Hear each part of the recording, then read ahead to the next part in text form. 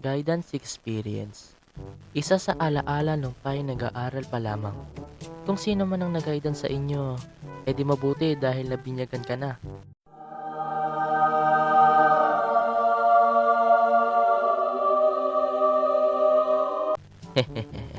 Joke lang yun. Para sa mga first time na guidance, sana mapanood nyo to at higit sa lahat, huwag tularan. So guys, isi-share ko sa inyo ang mga naranasan ko sa guidance office. Hindi na bago sa akin yung guidance office kasi pabalik-balik na ako dun. Oy, huwag niyong isipin na masama akong nilalang.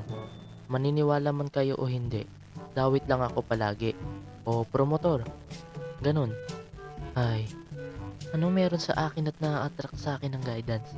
At ano ding meron sa akin at palagi akong nadadamay? Siguro dahil sa mga kaklase ko, I guess. Wow, English. So, hindi na ako magpapaligoy-ligoy pa. Sisimulan ko nang magkwento. When I was a grade 2 student, ay may nambuli sa akin. Pangalanan na lang natin siyang Angelo. Potek ka. Wala anghel pangalan mo pero demonyo nga ugali mo. Okay, balik tayo sa kwento. Palagi niya akong binubuli nun sa school. Kagaya ng tinalibag ko sa upuan. Hindi na matanggal ang higpit-higpit oh. Tulong classmate. Palagi rin ako binabato ng lukot na papel. At higit sa lahat, palagi siyang nagdodrawing sa blackboard at mukha ko pa ang dinodrawing niya. Nakakainis. Mas okay na sana yung hotdog, itlog at mani eh. Bakit mukha ko pa? Wait lang. Siguro bakla siya. Crush niya ata ako eh. Sana all. Okay, balik tayo sa kwento. So, nung time na drawing niya yung mukha ko sa blackboard, naalala ko lahat ang kabulastugan niya sa akin at napuno ako. Sinapa ko siya, tinadya ko siya, sinipa ko siya at kinagat ko siya. Bakit? Piko na ako nun eh. Noong bata pa ako, pikunin na talaga ako. Hanggang ngayon naman eh. At proud ako sa sarili ko. Sana all.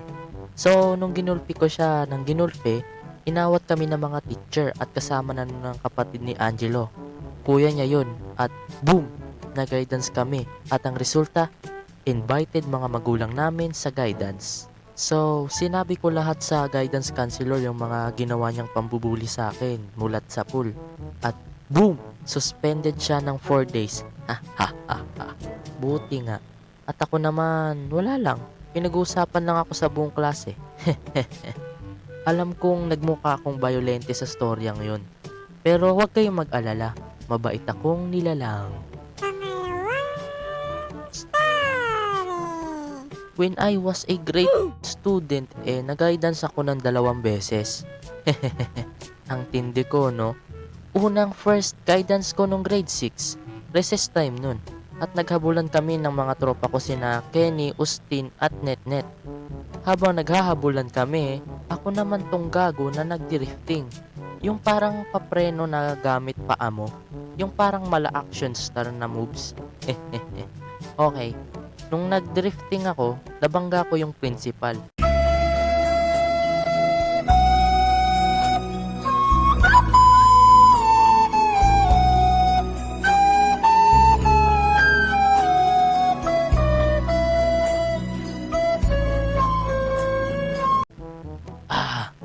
Sa lahat ng pwede ko pang wanggain principal pa.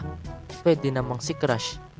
君の虜になってしまえばきっとこの夏は充実するのもっと噂の dreaming が忘れないで Bakit pa si principal? Bakit? Bakit? Joke lang. Ito na nga. Nung nabangga ko na si principal, yung pagkain niya natapon lahat sa damit niya. Wala halos natira dun. At kitang-kita ko sa mga mata niya na gusto niya akong parusahan ng matindi. At ang resulta, binigyan ako ng ticket papuntang guidance. Imbitado ang mga magulang ko sa sinasabi niyang masamang event na yon. At higit sa lahat, community service kasama ang mga tindera sa kantin. Ay, meron pa pala. 75% na marka ko sa lahat ng subject. Ang tindi ng nangyari. Okay lang na gayahin nyo ko basta hindi kayo dapat mabangga sa maling tao.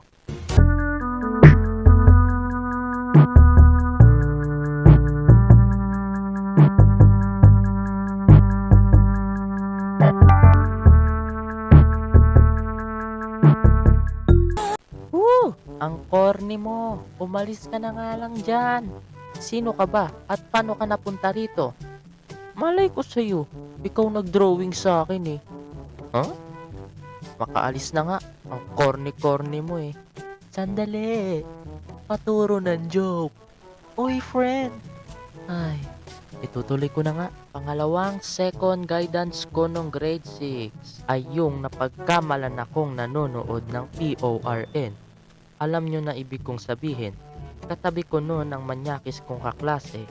Habang nagkaklase, inilagay niya sa ibabaw ng bag niya ang cellphone niya at nanonood siya ng PORN. O mas madali na lang sabihin nating nanonood siya ng naglalaving-laving. Habang siya'y nanonood ng naglalaving-laving, yung kaklase ko sa likod ay nakita yun at nagsumbong siya ng, "Ma'am, silang dalawa ni Jan nanonood ng bastos." What? Nasisipa ko at ako pa ang unang pinatayo. Jan, totoo ba tong sinasabi ng classmate mo? Pero ma'am, hindi. Sa guidance kayong dalawa. Pero ma'am, hindi po ako. Pumunta na kayo sa guidance. Ngayon na. Hay, buhay nga naman. Parang guidance. Kahit nahuli ka, kahit hindi ikaw, dun pa rin ang bagsak mo. Okay, hanggang dito na lang muna ang pagkukwento ko at abangan nyo na lang ang part 2. At doon na rin pala ako magpapa-shoutout. So guys, abangan nyo na lang. Salamat nga pala sa sine na fan art ni Sent Animation at nakasalamin pa ako dyan. Subscribe kayo sa channel niya and then i-like nyo na rin. See you guys and babu!